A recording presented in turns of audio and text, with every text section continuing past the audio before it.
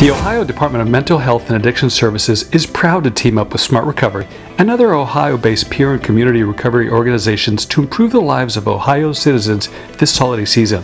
We are pleased to offer the following Holiday Outreach Helping Others video for helpful tips and tools to better cope with the holiday season's stress and anxieties. HOHO is made possible through the generous support of the Coronavirus Aid, Relief, and Economic Security Act and designed to help individuals who are socially isolated or cannot access traditional recovery support resources during this uniquely challenging holiday season. On today's show, we want to help you identify and overcome those pesky holiday season triggers. Thanksgiving, Christmas, or Kwanzaa, or Happy Winter Solstice, or whatever you like to celebrate, these are supposed to be joyous, memorable, tranquil events shared with family and friends. Unfortunately, life doesn't always cooperate. For many of us in recovery, the holidays are a prime breeding ground for triggers that can lead to urges that could lead to a possible slip-up. Holidays bring holiday parties, holiday cheer, most of which include celebrations and toasts with tons of alcohol. Family get-togethers can provoke stress and anxiety when unresolved family tensions bubble up to the surface, or crazy Uncle Bob brings up politics and religion.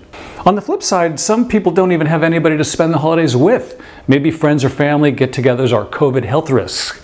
This sparks loneliness, which is a huge trigger in and of itself. What's more, we've been brought up to think that we have to be happy around the holidays. And when we're not, that disconnect sometimes becomes a factor too. Regardless of context, it's important for you to identify your triggers well in advance of the holidays. And there's a great exercise here to list them out on paper. For instance, if your issue is heroin, a big trigger will probably be seeing needles and associated paraphernalia. Maybe driving by that back alley where you used to shoot up, or your dealer's number appearing on your favorites list. If it's cocaine, maybe it's the sight of baking flour, or aluminum or tin foil, $100 bills, or listening to 80s music, or your dealer on speed dial, or watching Narcos season 1 through 3 on Netflix. If your issue is cannabis, well, it's probably the sight of dispensary ads on huge billboards that have sprouted like mushrooms all over the country. Maybe the sight of rolling papers at your local 7-Eleven, the Taco Bell drive-thru where you fed your munchies, or that designer bong you decommissioned and repurposed as a lampshade.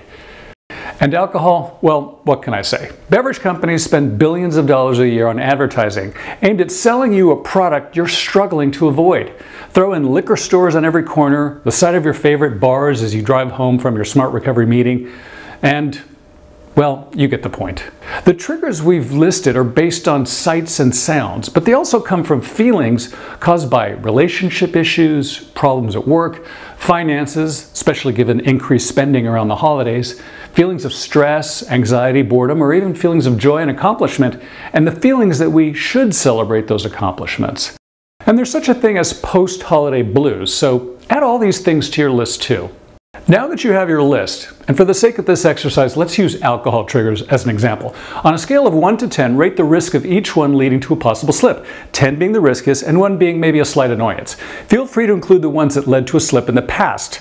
They should probably be at the top of your list because they won last time. Now just look at your list and sort it out from riskiest to least risky. The result is you've identified those triggers that may be the most likely to result in the second part of this exercise, which is urges. Let's all remember, triggers and urges don't have any power over us. They're not out-of-control freight trains inevitably leading to a slip-up. They're simply invitations for us to act. And it's how we think about these invitations that really matters. We always have the power to decline any invitation.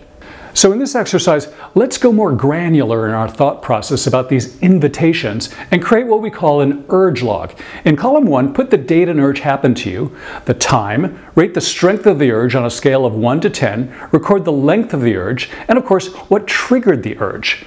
Add a column to record where and who you were with when the urge happened. Add another column for how you coped with the urge and your feelings about it. And in the last column, and this is really the most important part of this exercise, what kind of alternative activities or substitute behaviors did you employ to overcome that urge? So for instance, if cocaine is your issue, last Saturday night at 9 p.m. you were home alone and happened to come across Narcos season 3 in your Netflix queue. For about 30 seconds you had an urge to call your dealer, who you happen to still have on speed dial. But you didn't call him. You coped with your urge by watching The Tiger King instead. And you felt pretty happy that you did, on top of probably laughing a lot. So now, thanks to your urge log, Next Saturday night, you'll have a strategy.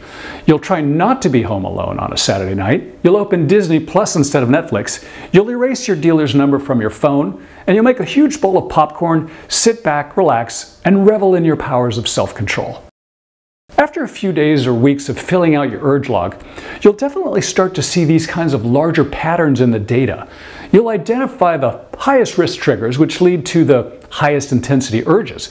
You'll learn to see urges as mere invitations to act, invitations that you can get really good at declining because you've devised all kinds of clever and effective strategies to overcome them consistently and succeed at your recovery.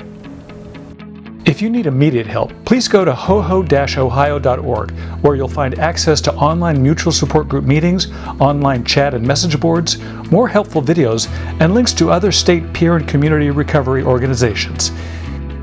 If you'd like more information about Ohio's Department of Mental Health and Addiction Services, just go to their website, mha.ohio.gov. And for more information about Smart Recovery, just go to smartrecovery.org.